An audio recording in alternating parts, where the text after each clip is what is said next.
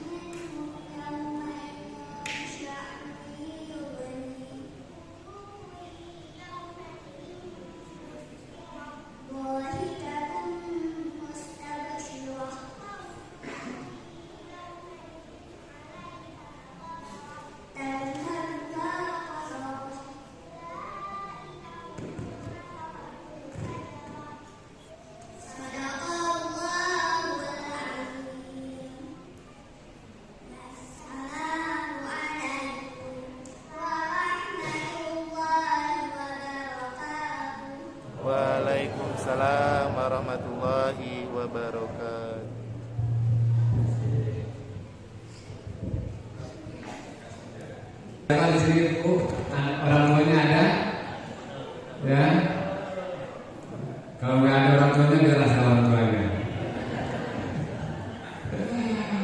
Luar biasa ya, sebuah tentu kesenangan, kebahagiaan ya bagi orang tua yang mendapati anak yang betul-betul dekat dengan Al-Quran. Kita doakan mereka dan anak-anak yang lain, Allahumma ij'alhum auladan sholihun hafizuna lil Quran wa sunnati fuqaha fiddin mubarakan hayatuhum dunya wa ukhruhum. Semoga mereka menjadi anak yang soleh, anak-anak penghafal Quran, anak-anak yang mampu memahami agama sebagai bekal hidupnya, sehingga mereka berkah hidupnya di dunia sampai akhir. Demikian penampilan daripada. Ada lagi Pak Sudrana, anaknya mau ditampilkan. Ini anak Pak Sudrana menghafal Quran Bapak Ibu, ya baru masuk SD sudah pernah saya tes itu hafal Quran luar biasa.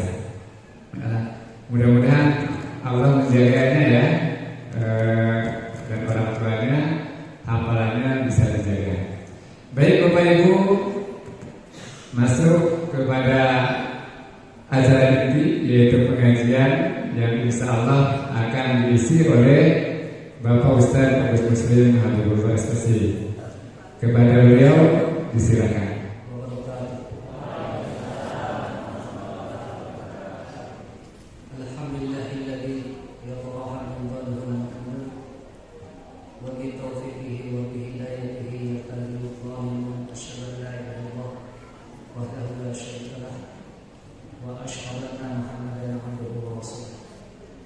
Allahumma salli wa sallim ala Muhammadin wa ala alihi wa sahbihi ajma'in.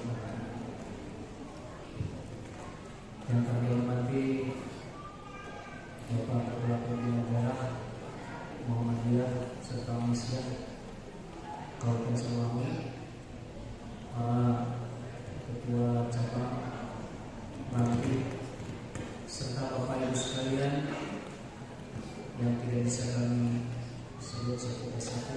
Mudah-mudahan Allah Subhanahu wa taala melimpahkan rahmat dan maghfirah kepada kita semua.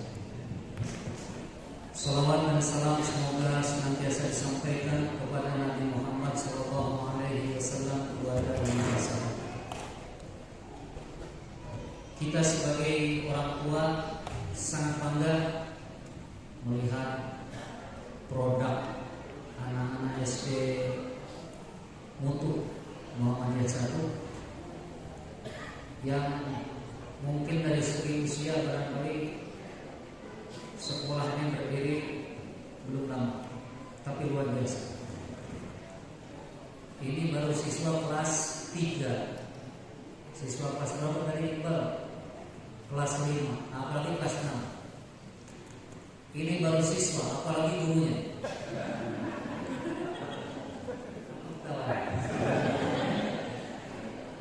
Ya, ini baru anak, apalagi orang tuanya.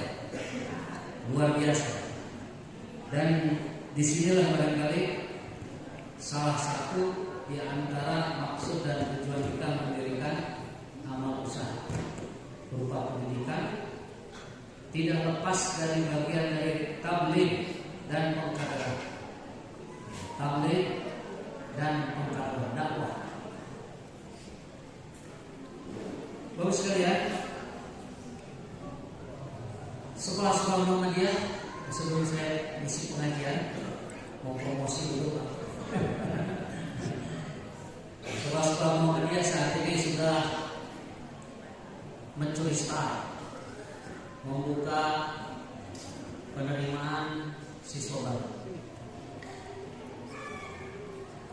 SD, TK, SD, SMP, SMA, SMK, dan perguruan tinggi. Mumpung masih dibuka, barangkali ada di antara putra putri bapak sekalian sesuai dengan usianya untuk segera bisa dimasukkan. Gitu ya. Dengan melihat, ya boleh dibilang ini testimoninya siswa kelas 5, kelas 3 luar biasa. Ini sampelnya aja. Kalau ditampilkan semuanya dan jadi kita pengajian. Ya, Anda harus tahu. Luar biasa, hafalan siswa-siswa SD ini luar biasa. Dan nanti kalau dilanjutkan ke SMP Muhammadiyah, ada program yang sama di SMP Muhammadiyah. Dilanjutkan ke SMA Muhammadiyah, ada program yang sama. Cuma kalau ke SMK Muhammadiyah, programnya agak tersedak. Karena di SMK Muhammadiyah ini Pak agak lain.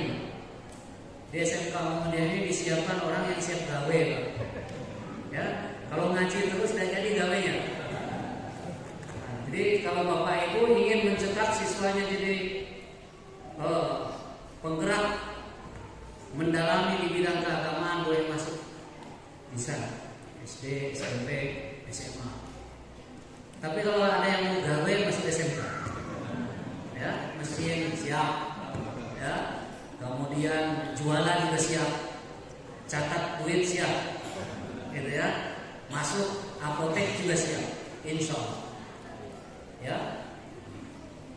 Kemudian, namun bukan berarti SMK Muhammadiyah tidak Islami. Sekalipun Islamnya agak kurang. Ada 3 orang Nasrani di SMK. Di SD Muhammadiyah belum ada ya? Nah, belum ada. Di SMP Muhammadiyah belum ada. Di SMA mungkin belum ada. Di SMK 3 orang. Belum berani. Yang non Muslim perempuan masuk SMK Muhammadiyah. Belum ada yang berani. Dulu ada yang pernah mau daftar tapi tidak jadi. Anak dari pegawai di perusahaan kelapa sawit. Bapak sekalian, alhamdulillah saat ini kita tinggal menghitung hari berada di bulan Sya'ban, akan masuk bulan Ramadan, dan sudah kita luas keputusan dari Muhammadiyah menetapkan bahwa awal Ramadan Allah itu jatuh pada tanggal 1 Ramadan, bertepatan dengan tanggal 23 Maret. Ya, 23 Maret. Ada beberapa hal yang barangkali perlu kita persiapkan di sini. Karena Ramadan adalah kesempatan terbaik. Tidak ada yang lebih baik kesempatan itu selain Ramadan bagi siapa saja yang ingin mencari kebaikan dari Allah Subhanahu wa taala. Barang siapa yang menyia-nyiakan bulan Ramadan, maka kemungkinan besar di luar bulan Ramadan dia akan mendapatkan sesuatu yang sangat sedikit. Ramadan kesempatan terbaik bagi kita semua untuk mencari berbagai macam kebaikan. Ini yang perlu kita garis bawahi terlebih dahulu. Di luar Ramadan, kata peribahasa kata orang, bulan Ramadan itu diibaratkan seperti bulan musim hujan deras baik malam maupun siang. Dan kesempatan terbaik untuk mengumpulkan air sebanyak-banyaknya. Barang siapa yang tidak dapat air di musim hujan yang deras siang dan malamnya, alangkah celakanya, apalagi dia berada di musim kemarau. Musim hujan deras saja tidak dapat air, apalagi musim kemarau. Maka sekalian, ulama-ulama terdahulu, generasi terdahulu lebih suka menyebut bulan Ramadan itu dengan bulan Ramadan saja, syahrul ibadah. Diambil dalam makna umum, syahrul ibadah, bukan syahrul siang. Mengapa? Karena ada orang yang memahami sempit syahrul siang, maka dia menyebut puasa saja sudah alhamdulillah. Ya. Baca Quran tidak, qiyam Ramadan tidak, sedekah tidak. Pokoknya puasa tidur. Puasa tidur. Kalau udah tidur ngabuburit. Kalau udah tidur ngabuburit. Ya. Ngabuburit ini bahasa dari barat. Bahasanya Pak Ismunandar. Ngabuburit itu dari burit itu artinya sore. Ya, cari aktivitas untuk melupakan rasa lapar sejenak. Ya, tidak terasa tahu-tahu sampai maghrib. Maka ngabuburit istilahnya dari situ. Kalau di zaman saya dengan Pak Didin, ngabuburit itu dulu biasanya nongkrong di pinggir jalan hitung mobil. Saya dan Pak Didin nongkrong di pinggir jalan. Kamu dari sana ya, saya dari situ. Wah, siapa yang paling banyak yang menang? Dan tidak dapat apa-apa. Gitu ya, itu kerjaan. Dipikir-pikir kayak kerjaan orang bodoh. Bulan puasa hanya menahan diri dari makan minum, lalu ngabuburit atau tidur. Dan banyak orang menggunakan hadis palsu. Hadis palsu. Tidurnya orang puasa itu ibadah. Tidurnya orang puasa itu ibadah. Hadisnya palsu tapi matanya bisa benar, bisa salah. Kalau tidurnya orang puasa menghindari maksiat, ibadah. Tapi tidurnya orang puasa meninggalkan ibadah, dosa. Betul Pak? Ya, supaya kita tidak lemas bulan puasa dari awal puasa itu, maka dianjurkan kita memperbanyak puasa di bulan Syawal. Tapi insya Allah hari Jumat ini tidak ada yang puasa. Ya, hari Jumat ini tidak ada yang puasa. Karena makruh lah hukumnya puasa di bulan di hari Jumat. Makruh hukumnya, tidak haram hukum, makruh hukumnya. Mengapa? Karena Jumat merupakan hari raya. Jumat itu hari raya kaum muslimin. Ada 3 hari besar hari raya: Idul Fitri, Idul Adha, Idul Jumat. Dan kita dimakruhkan untuk puasa di hari Jumat. Puasa sunnah maksudnya. Kecuali kalau qadha di hari Jumat tidak masalah. Tapi sekalian, itu diantara kesenangan orang-orang dahulu menyebut dengan syahrul ibadah. Karena khawatir orang memahami bulan Ramadan hanya puasa saja, sudah puasa. Ya, diajak tarawih kekenyangan, gitu ya. Jadi persoalan. Tapi kalau kita lihat ayat-ayat Al-Quran saja di surat Al-Baqarah berderet dari 183, 184, 85 sampai 187, maka di situ kita akan menemukan bahwa bulan Ramadan tidaklah sekedar berpuasa. Bulan Ramadan harus diisi padat dengan kegiatan ibadah. Yang pertama, memaknai ibadah yang disebut syahrul ibadah. Syahrul ibadah di bulan Ramadan tidaklah punya arti kita istirahat libur bekerja. Tidak berarti.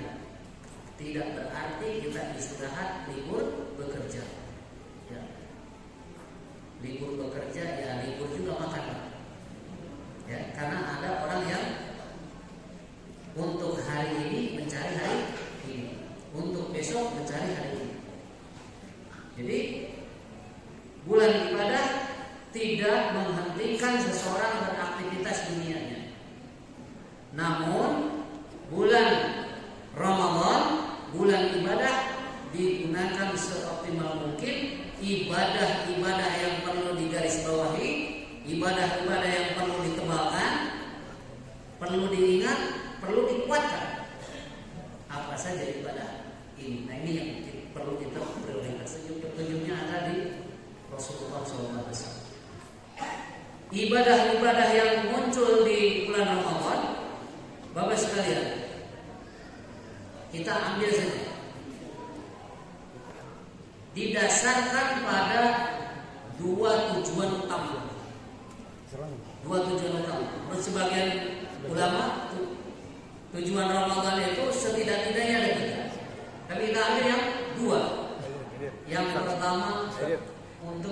meningkatkan ketakwaan personal atau kecakapan pribadi, kepribadian, kompetensi kepribadian. Sejalan dengan guru. Guru ini kan 4 kompetensi yang harus dikuasai, harus dimiliki. Pertama, kompetensi kepribadian, kompetensi sosial, kompetensi pedagogik, gitu ya, kompetensi profesional. Dan ini ada di bulan puasa. Salah satunya kompetensi kepribadian, peningkatan kualitas hidup pribadi. Bahwa hidup ini kita disebut manusia bukanlah dilihat dari aspek fisik. Oh, yang model fisiknya seperti ini manusia. Tidak. Bahwa ini tubuh dalam bentuk fisik ini casingnya, Pak. Ya. Orang kalau nengok orang biadab, ya, lebih biadab dari hewan, kita malas menyebut dia manusia. Malas menyebut dia manusia. Bahkan Allah Subhanahu wa taala beberapa kali menyebutkan di Al-Qur'an, menyebutkan manusia berperilaku binatang. Manusia berperilaku binatang. Ada yang diserupakan dengan anjing. Betul, Pak? Ini bukan saya, Pak. Di Al-Qur'an ada Allah menyebutkan manusia diserupakan dengan anjing. Ya.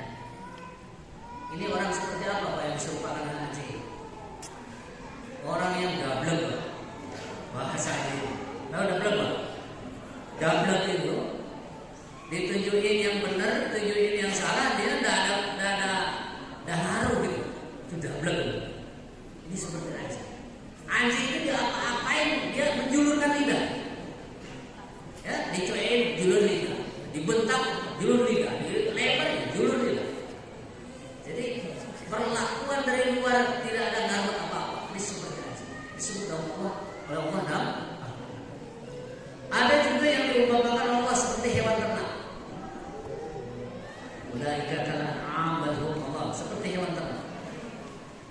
Orang-orang yang tidak punya minat perhatian terhadap ayat-ayat Allah. Bacanya malas, menghafalnya malas, ya, kemudian mendengarkannya juga panas, apalagi mengamalkannya. Ulaika kal an'am bal hum Allah. Ini seperti hewan ternak. Hewan ternak yang ada dalam pikirannya cuma makan. Orang yang dalam hidupnya cuma makan, mikirin cuma makan, ibadah yang paling tersiksa ya puasa. Aduh, lapar nih, haus nih. Seandainya bulan yang 12 ini tidak ada bulan puasa. Ini pemburu makanan ya. Ya, pemburu makanan. Seandainya agama Islam ini tidak ada bulan puasa, mungkin sudah dari dulu saya menjadi mu'alaf. Luar biasa. Orang yang hanya mikirin makan, hewan ternak. Yang kedua, mikirin syahwat dulu. Ya, nggak peduli ini punya siapa, ya, halal atau haram, singkat saja. Dan ini sudah banyak kejadian. Manusia berperilaku seperti hewan. Ya. Nah, sekalian, di bulan puasa Allah ingin melatih kita meningkatkan kualitas pribadi, bukan fisik, kualitas pribadi. Bahwa kita sebagai manusia bukan hanya fisik, tapi juga punya kepribadian seutuhnya sebagai manusia. Di dalam lagu wajib Indonesia, ya, bangsa kita ada kalimat bangunlah jiwanya, bangunlah badannya. Membangun badan dengan olahraga, makan yang seimbang.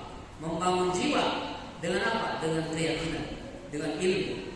Manusia perilakunya bisa berubah dengan ilmu. Nah, sekalian, bulan Ramadan harus kita niatkan dari awal, saya ingin memperbaiki diri. Ya, karena unik. Orang sakit fisik dengan sakit jiwa ini beda. Beda pendekatan. Orang sakit fisik, dia akan dengan penuh kesadaran mengeluhkan sakit fisiknya dan dia dengan kesadaran dia berusaha untuk mengobatinya. Sakit fisik, sakit perut, di mana ya dokter yang hebat, obat apa yang manjur? Bertanya. Tapi sakit jiwa Pak, tidak akan ada orang mau mengeluh. Diingatkan sama orang marah dan Pak, bapak ini kayaknya kurang sehat. Sehat? Apa ya? Bapak kayaknya sering bohong. Wah, mau deh Pak. Bapak ini kok marah, hutang aja nih. Gitu ya. Padahal kalau kita kategorikan misalnya luapan-luapan emosi yang tidak terkendali, impulsif, itu termasuk kelompok gangguan jiwa.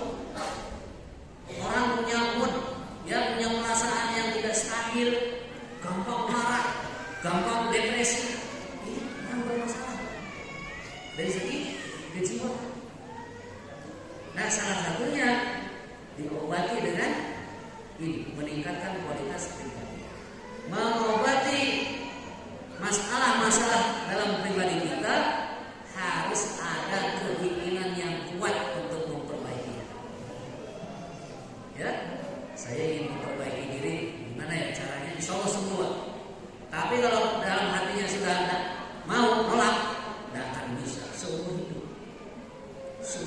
Maka Allah katakan di dalam Al-Quran, digambarkan orang yang punya gangguan jiwa, penyakit jiwa itu, ya, qasat qulubuhum, keras hatinya. Summa qasat qulubuhum fahiya kal-hijarah aw asyaddu qaswah.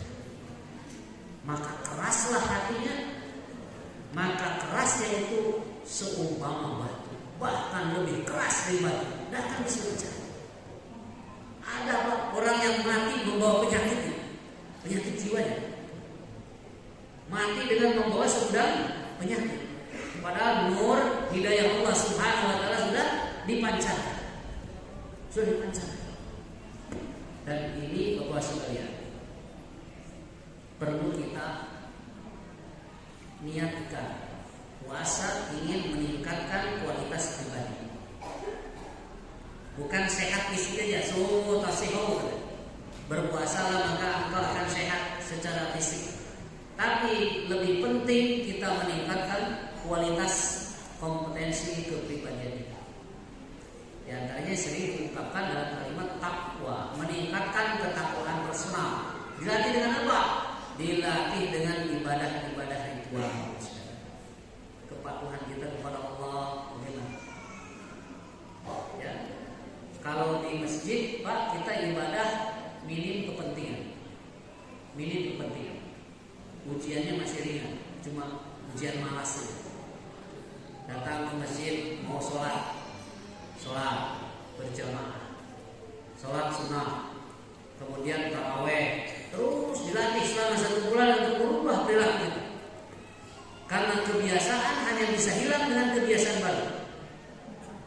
Kebiasaan hanya bisa hilang dengan kebiasaan baru. Membiasakan kebiasaan yang diinginkan, insya Allah kebiasaan lama akan hilang. Yang tadinya jarang sholat malam ditarawehkan, ditarik ke siang, ditarik ke awal malam taraweh. Di taraweh sudah mulai muncul masalah. Awal Ramadan rame, minggu kedua separuhnya hilang, minggu ketiga ya sampai minggu keempat balik ke asal. Ini fenomena ini kan sering kita saksikan. Kemudian jamaah ya makmum pinter-pinter, kalau imamnya panjang libur dulu, kalau imamnya ngebut rame. Ini masalah. Nah, ini adalah cara orang untuk menolak pelatihan dari Allah secara halus. Dia cerdik. Pelatihan, orang kalau dilatih hadirnya dijamakan saja. Jamakan hadir, gitu ya. Hadirnya ketika mau bagi uang transportasi hadir. Giliran pas pelatihan datang paling lambat pas mau ditutup. Hati-hati loh, sikap-sikap seperti ini. konsistensi istiqomah kita dalam melaksanakan perintah-perintah Allah. Karena nanti di luar Ramadan, kata para ulama, kaum muslimin akan dikuasakan oleh Allah puasa yang sangat panjang, yaitu dengan meninggalkan segala yang diharamkan oleh Allah. Bulan Ramadan ini cuma dilarang makan, dilarang minum, berhubungan suami istri dari terbit fajar sampai terbenam matahari setiap hari. Di luar Ramadan, sepanjang bulan, sepanjang tahun, seumur hidup dia harus berpuasa meninggalkan hal-hal yang diharamkan. Dan perlu kita ketahui Pak, uang haram itu enak. Uang haram itu enak. Sudah banyak orang mencari yang halal itu perut sampai usus-ususnya mengecil, hanya sekedar mencari yang halal. Sementara orang berlomba-lomba untuk meraup barang halal. Berlaku pejabat-pejabat sekarang, sampelnya saja yang sekarang lagi ramai pejabat pajak ya. Mulai dari zaman Gayus sampai zaman siapa yang sekarang ya, Gayus generasi kesekian ya. Uang haram itu enak Pak. Saya perlu kasih tahu ya, bukan perlu, perlu menggarisbawahi supaya kita sepakat. Uang haram itu enak jika tanpa iman. Dan kalau iman kita lemah, kita akan terjerumus ke situ. Kita akan terjerumus ke situ. Ya, kata Ustaz Adi Hidayat itu ditawari 5 juta ditolak, 500 juta istighfar dulu. Gitu ya. Kalau 5 miliar, oh ada istighfar langsung anggap remeh. Ya Allah itu kan Maha Pengampun, sudah diterima langsung tobat.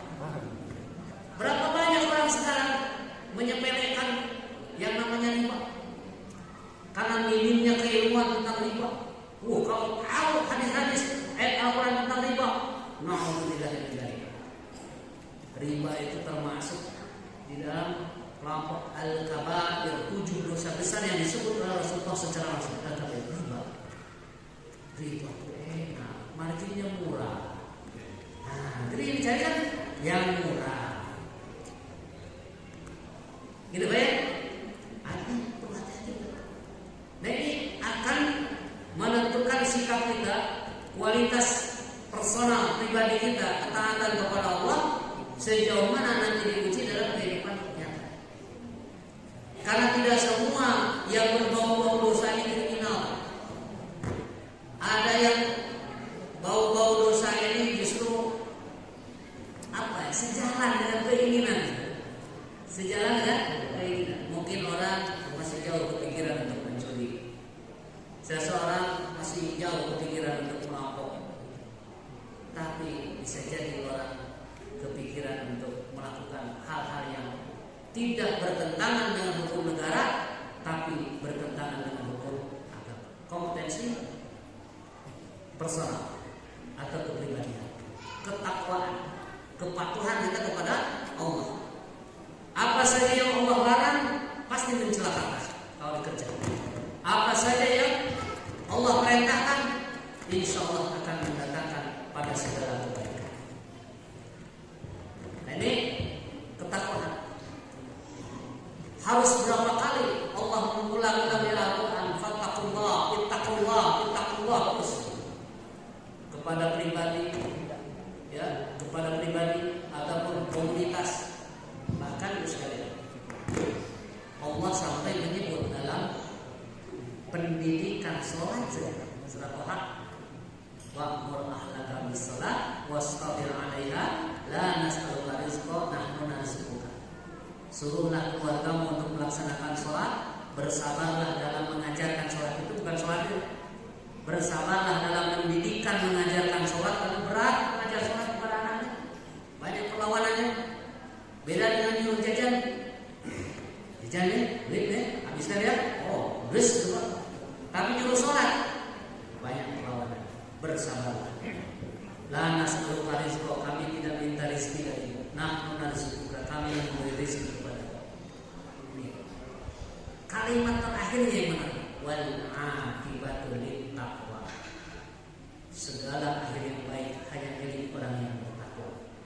Siapa yang bertakwa itu? Orang yang istiqomah, continue mengajarkan sholat kepada keluarga dengan segala tantangannya. Kadang-kadang kita baru sebulan nyuruh anak sholat nggak bosan, Pak. Memang susah. Nah wataknya sudahlah, itu ya. Nunggu sadar deh. Hidayah kan Allah yang punya. Sudah. Ya, selama begitu cepat pasrah kepada Allah Subhanahu wa taala. Nah ini kompetensi ketakwaan pribadi itu sekalian. Ini sangat penting karena pada dasarnya agama itu kewajiban yang melekat pada pribadi kita. Tidak bisa diwakili orang lain. Tidak bisa diwakili orang lain. Hukum umumnya seperti itu. Nanti ada hukum-hukum turunan di mana di saat seseorang tidak bisa menunaikan karena satu dan lain hal, Islam membolehkan ya, melakukan menunaikan suatu kewajiban oleh orang lain. Yang kedua sekalian, tujuan dari saum Ramadan yang harus kita siapkan dari sekarang itu adalah melatih ketakwaan sosial atau kompetensi sosial, menjadi orang yang bermanfaat kepada sesama, ya, bermanfaat kepada sesama. Hadis sahih di mana Rasulullah SAW disampaikan oleh salah seorang sahabat, salah sebagian istri Rasulullahnya azwadan nas, manusia paling bermanfaat, senang berbagi. Kalimat senang berbagi ini bersedia mengisyaratkan khabar tapi perintah. Perangilah sifat pelit dalam diri kita. Sifat pelit dalam diri kita. Ada yang barangkali orang sudah mengenyam pendidikan formal sampai ya SMA, SMK, D3, S1, S2, S3. Memerangi ini saja susah. Karena obat pelit itu Pak Saudara, tidak ada lagi. Mencari di apotek dan obat pelit itu dengan membiasakan saudara. Orang yang malas saudara, insya Allah akan tumbuh subur rasa pelit. Rasa pelit ini muncul dari mana? Hubud dunia, terlalu cinta terhadap dunia.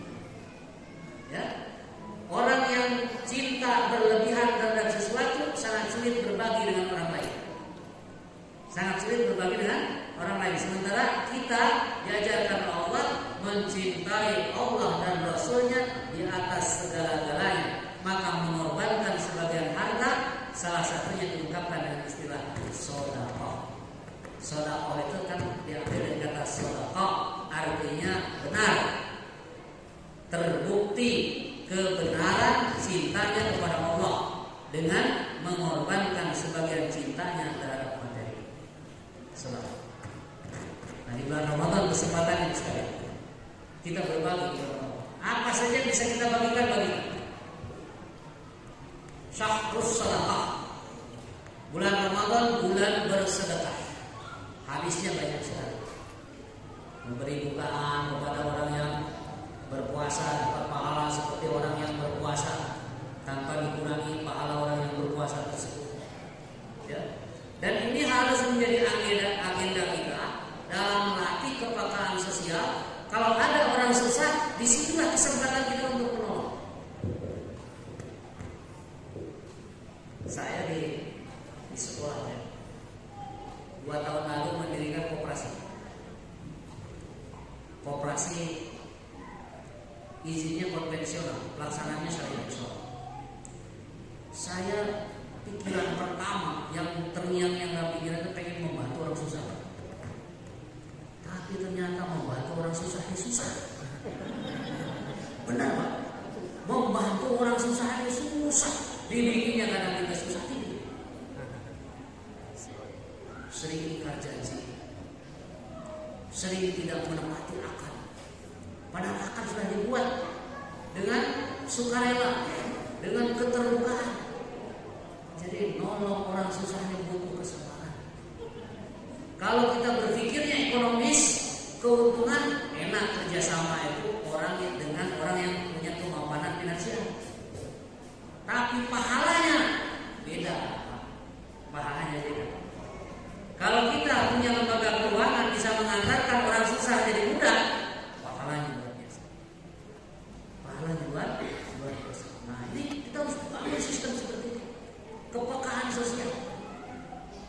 Di Indonesia sudah dibuat undang-undang fakir miskin itu dipelihara negara. Di mana tempat pemeliharaan fakir miskin itu? Tempat pemeliharaan fakir miskin di mana? Gitu ya. Bahkan yang ada ini secara sistematis terstruktur memiskinkan orang. Di mana lahan dikuasai beberapa gelintir orang, sementara mayoritas orang tidak punya lahan, kan terjadi di negara kita. Gitu ya?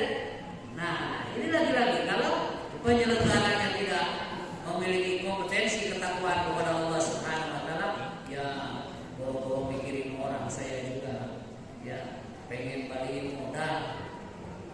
Kan gitu. Nah, di bulan Ramadan, Bapak sekalian, bagaimana dua tujuan besar ini bisa kita raih? Harapannya muncul lagi, tumbuh lagi, bagaimana kita memiliki kebersamaan, bahwa Allah Subhanahu wa taala telah mengatakan di dalam ya hadis Rasulullah SAW, sabda firman Allah melalui sabda Rasulullah SAW, la yu'minu ahadukum hatta yuhibba li akhihi ma yuhibbu li nafsihi. Belum sempurna keimanan salah seorang di antara kalian sampai menjatuhkan rasa cinta kepada saudaranya seperti mencintai dirinya sendiri. Berat ini Pak, berat sekali. Jangankan terlalu luas, kita sama-sama warga Muhammadiyah, warga ASY, saling memperhatikan di antara kita. Saya tadi Pak dapat WA dari jamaah kita, Pak.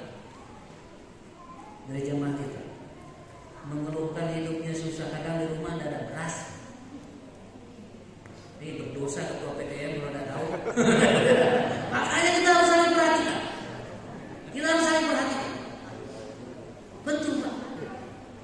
Kullukum ra'in wa kullukum mas'ulun an ra'iyatihi. Kita bikin komunitas itu untuk saling memperhatikan di antara kita. Kalau enggak, untuk apa kita berkumpul berserikat? Kalau tidak bisa membantu saudara-saudara terdekat di antara kita, jamaah kita.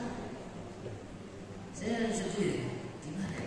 Baca subuh besok kita ketemu. Gimana caranya membantu orang-orang seperti ini? Dan alhamdulillah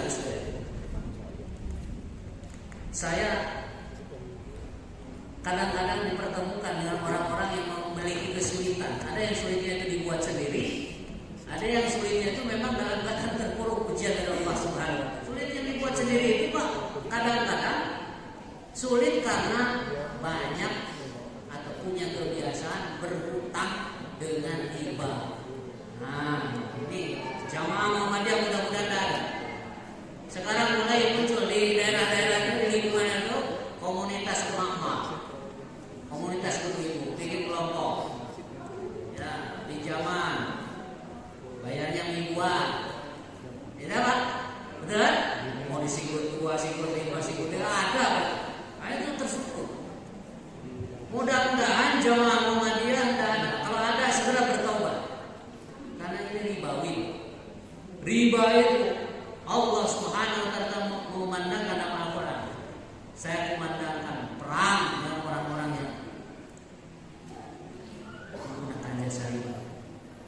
Jadi kalau sulit, ya berisiko sendiri. Saya bertemu dengan seorang orang tua siswa, tanpa harus menyebut namanya. Ini pembelajaran bagi kita. Terlilit utang riba, sana sini. Saya tanya utangnya untuk apa? Untuk hal-hal yang aneh-aneh. Datang ke sekolah minta keringanan biaya. Sekolah anaknya pengen diringankan, tapi dia berutang dengan riba. Aneh sekali. Hal-hal seperti ini harus kita berantas melalui perserikatan, ya, karena kita ini saling mengawasi, saling mencintai saudara kita seperti mencintai diri sendiri. Apa rasanya kalau kita tidak makan? Seperti itulah yang dirasakan oleh saudara kita. Apa rasanya kalau kita tidak terperhatikan oleh saudara kita? Ini harus dibangun Bapak saudara kita. Harus dibangun. Kalau sempat kita satu-satunya di dunia ini menjadi orang yang kaya, orang yang mampu, tapi tidak bisa memberi maslahat kepada orang lain, berat sekali pertanggungjawaban di depan Allah. Orang-orang yang punya kemampuan secara materi itu ngantri di belakang orang-orang miskin. Sementara kita bercita-cita semua pengen kaya. Dan cita-cita saya pengen miskin. Dan ada tuh orang stres. Tapi kekayaan itu, fasilitas berlebih di dunia ini harus memberi manfaat kepada sesama. Khairun nas anfa'uhum linnas. Nah ini dilatih melalui Ramadan berbagi. Nah berbagi ini tentu harus dibentuk sistemnya supaya teratur, supaya tertib, supaya simultan berkesinambungan.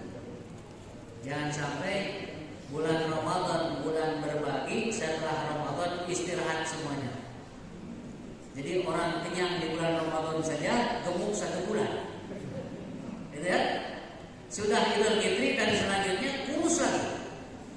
Ini kan sesuatu yang tidak sesuai dengan tujuan yang diharapkan. Seperti Kiai Ahmad Dahlan ketika memaknai surah Al-Maun ini mendirikan berbagai macam amal usaha untuk memproteksi anak yatim, fakir miskin. Bagaimana kita juga bisa menghidupkan ini? Membangun sistem tatanan di masyarakat, kita saling mengawasi di antara kita. Kalau kita hitung jamaah kita Muhammadiyah satu kabupaten Sarawak, masih ada di antara kita yang tidak kenal ada jamaah kita yang sakit. Betul Pak? Aku baru dengar ya, sudah berapa lama? Sudah bertahun-tahun. Bukan ya Pak? Ada yang salah dalam berorganisasi. Rasulullah di masjid nanya kepada sahabatnya, siapa yang hari ini sudah nengok orang sakit? Siapa hari ini yang sudah bersedekah? Itu menunjukkan bahwa mereka itu saling bersaing untuk melakukan kebaikan lebih awal.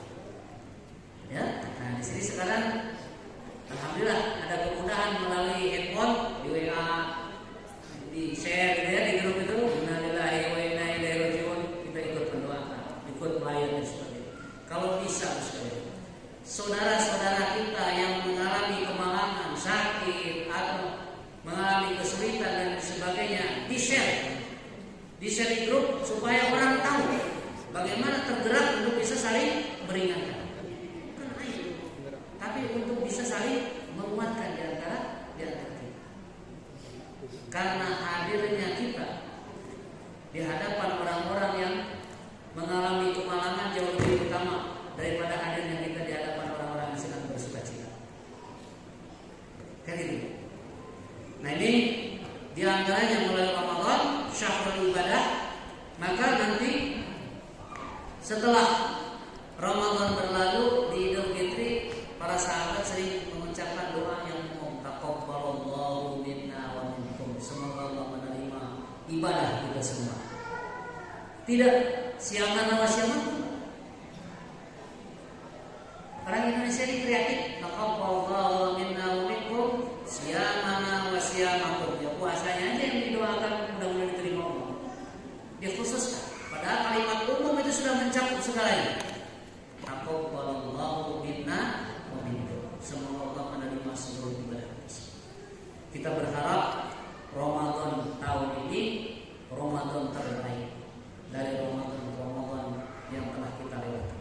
Mari kita maknai Ramadan sebagai sarana pelatihan untuk meningkatkan kompetensi ketakwaan pribadi kita kepada Allah, tidak tergiur lagi dengan barang-barang haram, sekalipun barang haram itu silih berganti berdatangan kepada kita, meraih kita.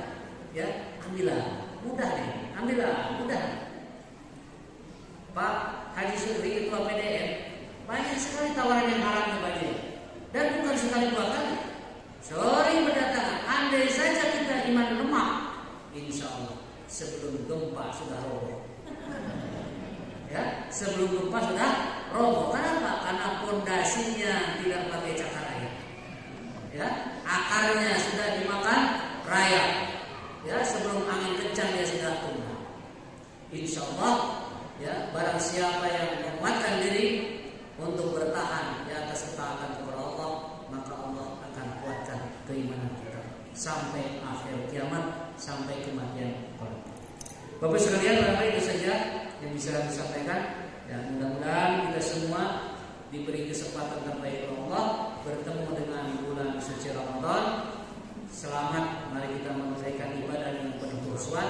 Mari kita isi masjid-masjid, musala-musala Muhammadiyah, kita gemakan syariat, ya, syiar agama dengan sholat berjamaah, dengan kalau perlu buka bersama, ya, buka bersama dan sholat tarawih bersama.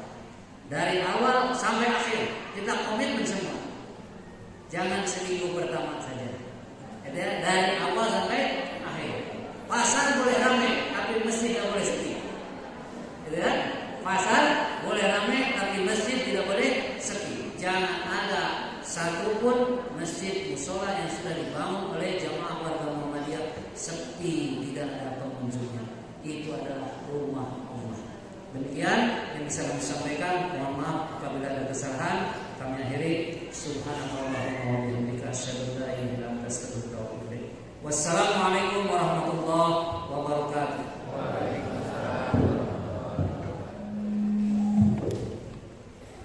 Syukron kasiran. Terima kasih banyak kepada Bapak Ustaz Agus Muslim yang telah menyampaikan uraian bekal Ramadan. Mudah-mudahan jamaah Muhammadiyah dan Aisyah tahun ini bisa melaksanakan saum Ramadan dengan hikmat, khusyuk, dan tentu diterima oleh Allah Subhanahu wa